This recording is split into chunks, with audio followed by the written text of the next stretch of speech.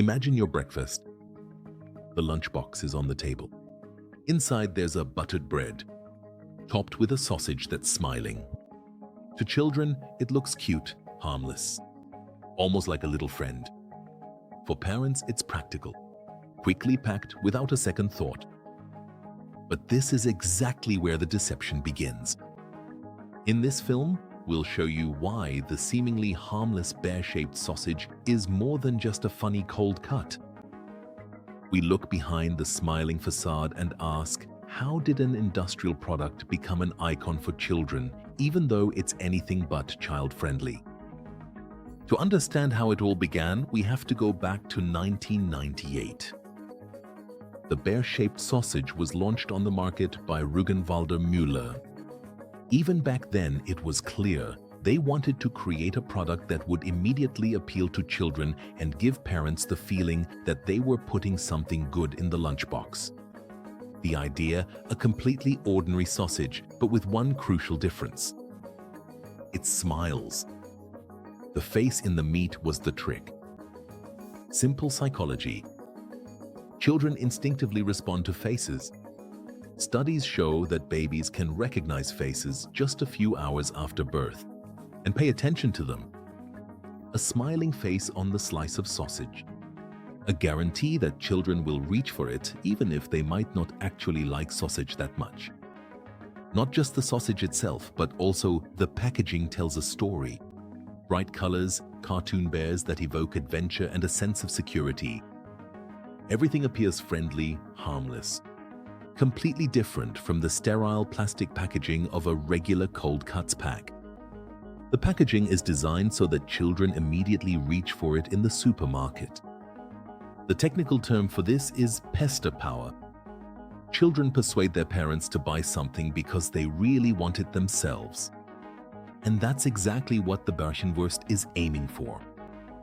Oliver Huitzinger from the consumer organization Foodwatch put it this way. The companies try by all means to bypass the influence of parents and hook children on those products that promise the highest profit margins. Extra mild for children, especially tender, those are the messages. But this is where the first big misconception lies. In the food industry, for children does not automatically mean healthy or high quality. Above all, it means adapted to the expectations of the target group. That means a softer texture, sweeter taste, and cute packaging. This has only limited connection to real quality. Many parents believe that products made especially for children are automatically subject to stricter controls. A dangerous misconception. In reality, children's foods are subject to the same rules as regular foods. There are no stricter limits, no tougher regulations. A report by Foodwatch shows that the vast majority of foods marketed to children do not meet WHO recommendations. They usually contain too much sugar, fat, or salt and often belong to the category of highly processed products. Another trick is the linking of rituals and emotions. Many children get their first bear-shaped sausage already in kindergarten. From then on, the smiling face becomes associated with positive feelings. Break time, friends, care. When a child sees this face over and over again, it becomes emotionally attached to the product. A pattern that is well researched in advertising psychology. So-called brand imprints. Brand imprints in the brain. They often last a lifetime. This is how a simple slice of sausage becomes an emotional anchor. And that's exactly what makes the bear-shaped sausage so successful. Professor Marlene Mortler, former federal government commissioner on drugs, once explained that the food industry uses the same mechanisms as the tobacco industry. They try to get children addicted as early as possible. Just a few years after its introduction, the bear-shaped sausage became one of the most popular products for children in Germany. In some years, sales reached over 40 million packs sold. A figure that shows the concept works. Rügenwalder Müller itself spoke of a gigantic success and consistently expanded its children's product line. Today, bear-shaped sausage comes in various varieties. But while parents and children celebrate the smiling sausage, critics have been asking uncomfortable questions for years. What is really in this product? Why is it so cheap to produce? And at the same time, so expensive to buy? And how can something so highly processed be considered suitable for children? This is where the first crack in the colorful illusion appears. Because the truth isn't found on the packaging, but in the list of ingredients. Anyone who takes the trouble to read the back of the colorful packaging discovers a different world. Here, it's no longer about smiling bears or cheerful snack breaks. Here, it's about ingredients. Sober, technical, industrial. And it's exactly this list that reveals what Bärchenwurst really is.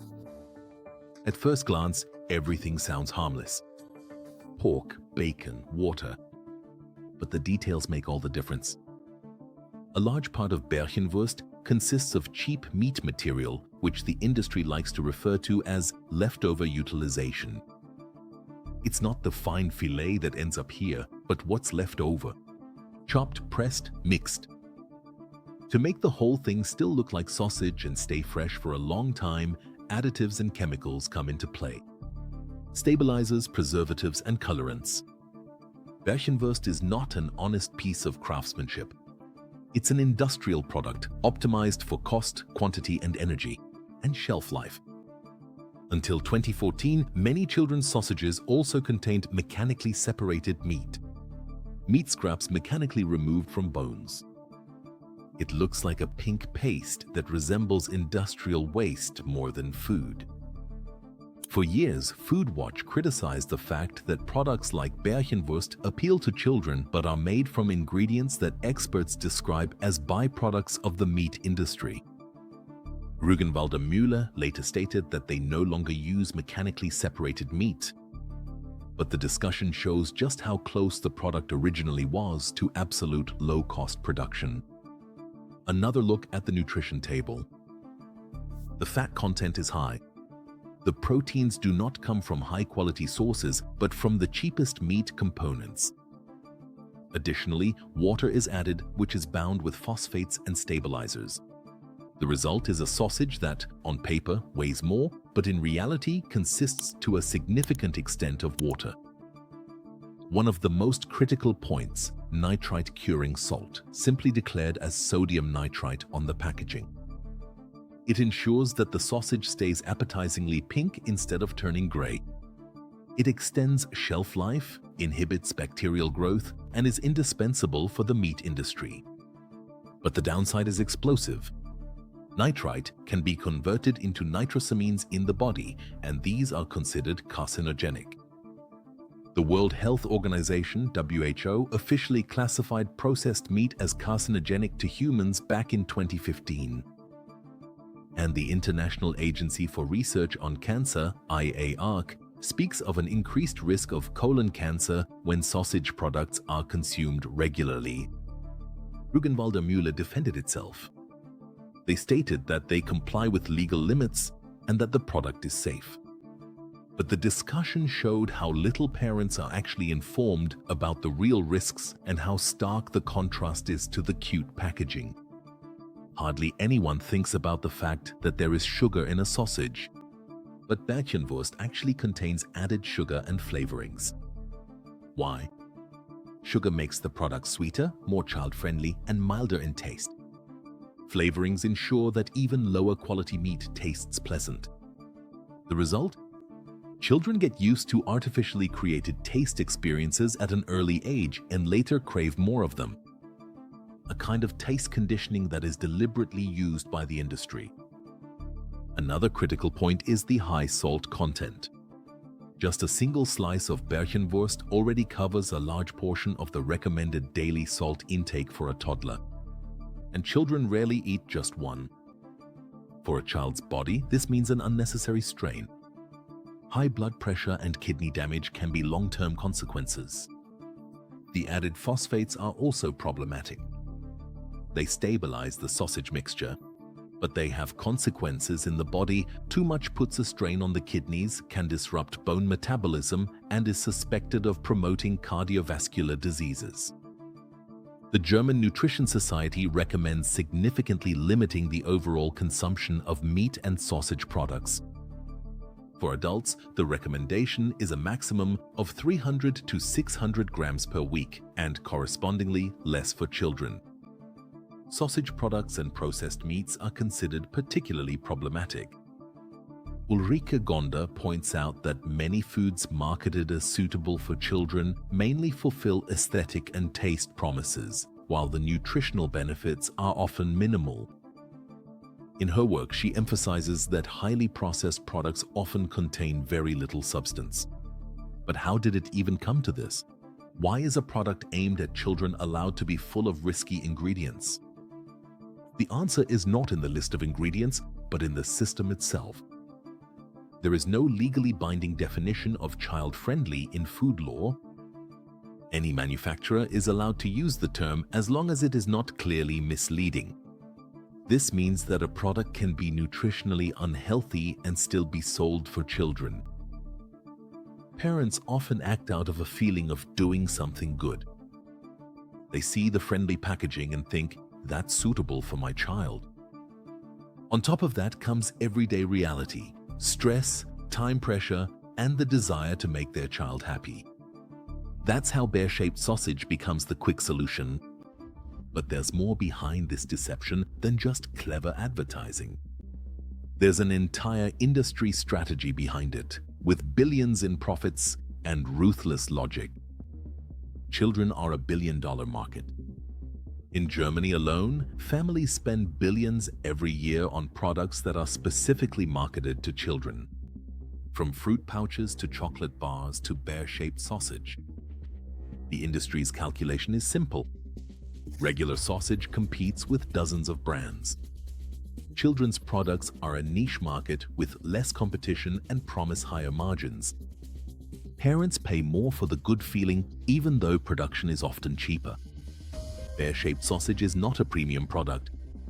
Its ingredients are made from cheap components.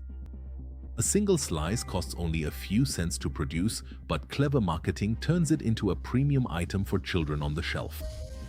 Parents pay up to twice as much as for regular sausage. The profit for the manufacturers is enormous. Bear-shaped sausage didn't just become visible in supermarkets. In the 2000s, it appeared in TV commercials during prime time. Later, there were collaborations with schools and children. Collectible stickers, sweepstakes, comics, all to bring the brand into children's everyday lives. Perhaps the most dangerous thing isn't the individual package, but the normalization. When millions of children grow up with bear-shaped sausage, highly processed industrial sausage becomes a matter of course. But what happens when children eat these products regularly? What traces does bear-shaped sausage leave in bodies that are still developing? And in minds that are easily shaped? The most consequential are the effects of habituation. Children who are accustomed to processed products early on develop taste preferences for salty, fatty, and heavily seasoned foods. Bear-shaped sausage thus becomes a gateway not to healthy eating, but to a lifestyle shaped by convenience products. Figures confirm the danger. According to the Keck study by the Robert Koch Institute, in Germany, 1 in 7 children is overweight and 1 in 20 is even obese. A central factor, too many highly processed foods. If children regularly eat bear-shaped sausage, the risk increases that they will consistently consume unhealthy ingredients. The consequences are therefore doubly fatal. Physically, overweight, diseases, weakened health. Psychologically, brand loyalty that lasts a lifetime. In parallel to the criticism, counter-movements emerged. Parent blogs and NGOs began to educate about children. For years, Food Watch has made it clear that most children's products would immediately fail if stricter regulations were applied. That is why the organization is calling for clear rules and a ban on advertising unhealthy products specifically targeted at children. Articles like "Children's Special Sausage for the Young Ones" from the Consumer Advice Center use bear sausage as an example. They show how cleverly the industry packages products specifically for children, often delivering more marketing than quality. The message: bear sausage is not an isolated case, but merely the most visible tip of a huge problem. All these scandals have changed the image of bear sausage. What was celebrated as innovative in the 90s is now seen by many as a symbol of deception, cheap industrial production, and targeting children. The industry claims, "We have learned and we are doing better." But is that really the case? Or is the healthy alternative just a new fairy tale in a bear costume? What do we learn from this? Bear sausage is more than just a cold cut. It is a symbol of an industry that has learned how to seduce parents, manipulate children, and make millions in profit from cheap ingredients. An uncomfortable look in the mirror. In the end, bear sausage forces us to face an uncomfortable question. If even sausage is a marketing trick, how easy are we as consumers to see through? The lunchbox we pack for our children in the morning is supposed to be a place of care. But with products like bear sausage, it becomes a gateway for industrial goods.